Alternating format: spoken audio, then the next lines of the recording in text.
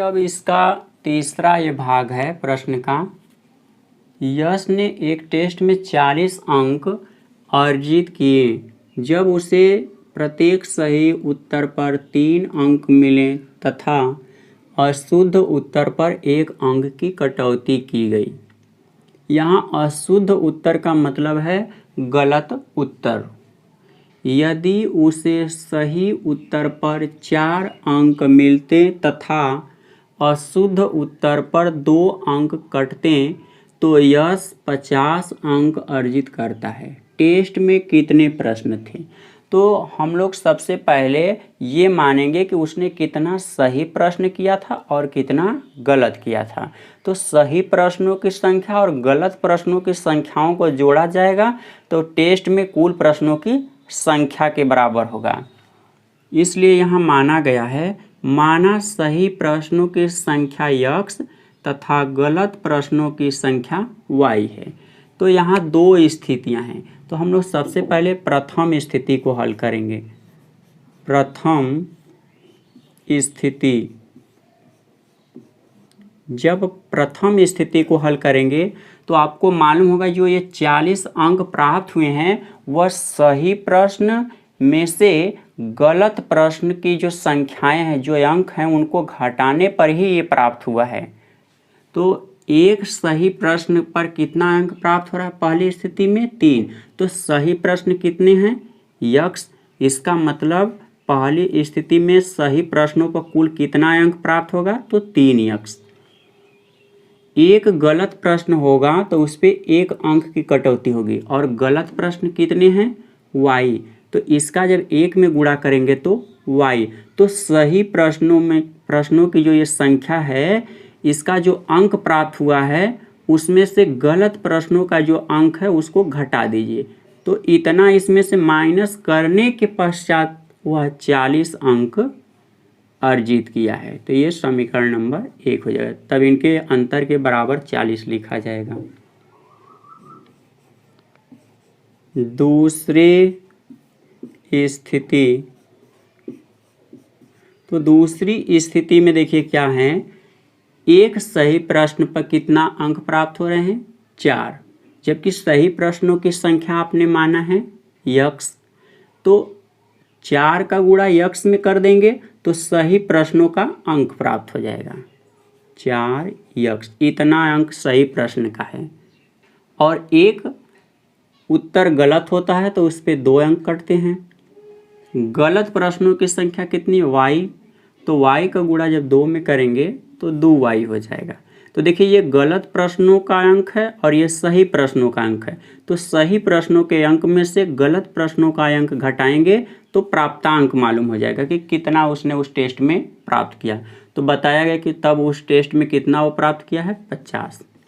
आप दोनों में से 2 कामन कर लीजिए। जब 2 कामन करेंगे तो 2 से यहाँ भाग देंगे तो 2x हो जाएगा और यहाँ 2 से 2 कैंसिल हो जाएगा तो y बराबर 50। 2 से इसको विभाजित कर दीजिएगा तो 2x माइनस y बराबर 25 हो जाएगा। समीकरण नंबर 2।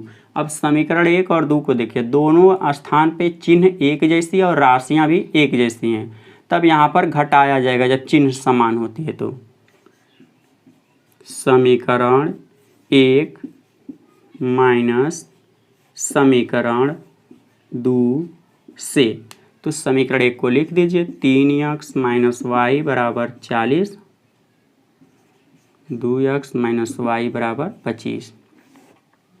माइनस करना, ये माइनस हो जाएगा प्लस, यहाँ माइनस, तो ये दोनों तो कैंसिल हो जाएंगे। 3x प्लस में 2x माइनस में घटाएंगे तो प्लस में x बचेगा। यहाँ पर जब घटाएंगे तो प्लस में 15। इसका मतलब ये क्या है? x सही प्रश्नों की संख्या। उस टेस्ट में उसने 15 क्वेश्चन सही किया था। x का मान समीकरण आप या तो 1 में रखिए या तो 2 में। चलिए 1 में ही रख रहे हैं। 1 में रखने पर यहाँ रखेंगे तो 3 इंटू x का मान 15 माइनस वाई बराबर 40। यहाँ जब गुणा करेंगे तो प्लस में 45 हो जाएगा और इसको आप दूसरी साइड में भेज दीजिएगा तो -45 हो जाएगा। घटाने पर -5 प्राप्त हुआ, माइनस माइनस दोनों तरफ है कैंसिल हो जाएगा तो y बराबर 5 प्राप्त होगा। यानी उस टेस्ट में उसने 5 प्रश्न ऐसे थे जिसको उसने गलत कर दिया था। अब देखिए, ये गलत प्रश्नों की संख्या है और ये सही प्रश्नों की संख्या टेस्ट में। तो आपसे पूछा जा रहा है कि टेस्ट में कुल कितने प्रश्न थे, तो लिखा जाएगा यहाँ पर, इसलिए टेस्ट में कुल प्रश्न, या प्रश्नों की संख्या भी लिख सकते हैं यहाँ पर, प्रश्नों की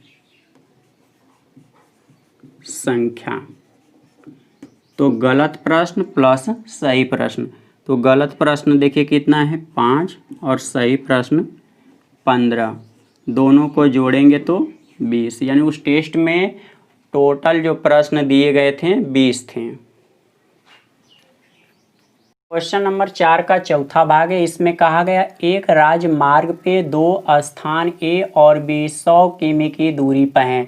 एक कार ए से तथा दूसरी कार बी से एक ही समय चलना प्रारंभ करती हैं। यदि ये कारें भिन्न भिन्न चालों से एक ही दिशा में चलती हैं तो 5 घंटे पश्चात मिलती हैं। दोनों कारों की चाल ज्ञात कीजिए। तो हमने यहाँ पर माना पहली कार की चाल x किमी प्रति घंटा तथा दूसरी कार की चाल y किमी प्रति घंटा है। तो यहाँ ग्राफ में अगर देखें आप तो 1 घंटे यानी साम्यावस्था में दोनों के बीच की दूरी 100 किमी है और 5 घंटे के पश्चात पहली कार को 100 किमी प्लस बीसी दूरी तय करना होगा, जबकि दूसरी कार को केवल बीसी दूरी 5 घंटे में तय करना है। तो हम लोग यहाँ पर जब क्वेश्चन को हल करें, यहाँ पर लिखेंगे साम्यावस्था,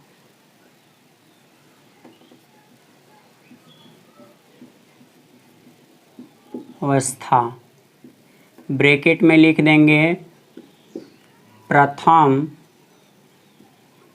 घंटे में ए तथा बी के बीच की कुल दूरी। तो दूरी बराबर होता है चाल गुणे समय। जब आप कुल दूरी लिखेंगे तो इधर लिखना पड़ेगा कुल चाल, तो हम यहाँ कुल चाल लिख दें गुणे समय, ऐसा कर दिया जाएगा। अब कुल दूरी इनके बीच की कितनी है प्रथम घंटे में यानी साम्यावस्था में, तो 100, क्योंकि ए और बी के ही बीच की दूरी ली जाए। कुल चाल, दोनों कार इस समय रुकी हैं साम्यावस्था में, तब तो जोड़ेंगे दोनों की चाल x प्लस वाई, और प्रथम घंटे का मतलब 1 घंटा। जब इसको हल करेंगे तो 100 बराबर x प्लस वाई, समीकरण नंबर 1। अब इसी तरह 5 घंटे में भी हम लोग इसका पता करेंगे कि कितना होगा, तो लिखा जाएगा 5 घंटे पश्चात ए तथा बी के बीच की दूरी।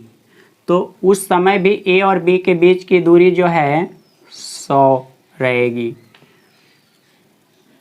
तो दूरी बराबर चाल गुणे समय। अब कुल चाल लिया जाएगा, तो यहाँ देखिए अब इस बार जोड़ा नहीं जाएगा, यहाँ पर हम लोग घटाएंगे x माइनस वाई और समय 5 घंटा है। अब इसके बारे में समझिए क्यों यहाँ घटा दिया गया है। जब आप लोग देखेंगे एक्सीडेंट होता है तो आमने सामने वाहन जब एक्सीडेंट में टकराते हैं तो उस समय क्षति ज़्यादा होती है। इसका मतलब दोनों की चाल जुड़ जाती है, जबकि एक्सीडेंट में दोनों वाहन एक दूसरे के पीछे से टक्कर, जैसे इस तरह से आगे एक चल रहा है उसके पीछे से दूसरा टक्कर मार रहा है, तो उसमें क्षति कम होती है। इसका मतलब है यहाँ पर चाल घट जाती है। तो ठीक उसी तरह से यहाँ पर एक आगे आगे जा रही है, ठीक उसके पीछे पीछे दूसरी जा रही है, तो दोनों की चाल यहाँ पर घटाई जाएगी। और प्रारंभ स्थिति में क्यों जोड़ दिए थे, क्योंकि उस समय दोनों गति नहीं कर रही थी। तो अब देखिए इस 5 से जब इसमें भागा देंगे तो 20 बार में ये कैंसिल हो जाएगा, x माइनस वाई, समीकरण नंबर 2। अब समीकरण 1 और 2 को देखिए, दोनों जगह y है, इनके जो आगे का चिन्ह है वह एक स्थान पे माइनस है, दूसरे स्थान पे प्लस है, तो इनको हम जोड़ देंगे तो ये कैंसिल हो जाएंगे। लिखेंगे समीकरण 1 प्लस समीकरण 2 से। तो समीकरण 1 को लिखेंगे 100 बराबर x प्लस वाई, और समीकरण 2 है 20 बराबर x माइनस वाई। जोड़ने पर ये कैंसिल हो जाएंगे, इधर जोड़ेंगे तो 120 बराबर 2x। दूसरे जब इसको भागा करेंगे तो 60 किमी प्रति घंटा प्राप्त होगा x का मान, यानी पहली कार इतनी ही स्पीड से चल रही थी। x का मान समीकरण 1 में रखने पर, जब समीकरण 1 में रखेंगे यहाँ पर तो 100 बराबर 60 प्लस वाई, जब 60 को दूसरी साइड में लाएंगे तो 40 प्राप्त होगा, मतलब माइनस हो जाएगा घटाने पर इतना। तो दूसरी कार 40 किमी प्रति घंटा की स्पीड से चल रही थी।